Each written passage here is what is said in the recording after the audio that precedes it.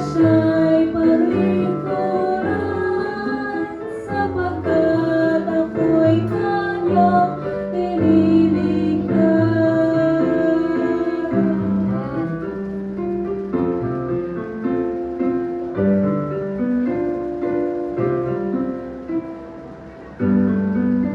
Minsan ay ating naiisip na sa ating gawa ay wala itong kabuluhan, dahil di naman.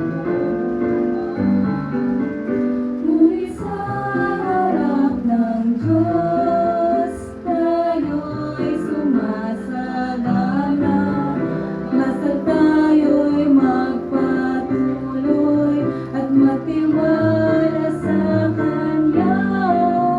Siyang ating patnubay at ang ating gabay, at ako ay hahawak sa Kanyang mga kamay. Magpapatuloy, mananatili, na siya'y paglingkuran, sapagkat ako'y kanyang iniligtas.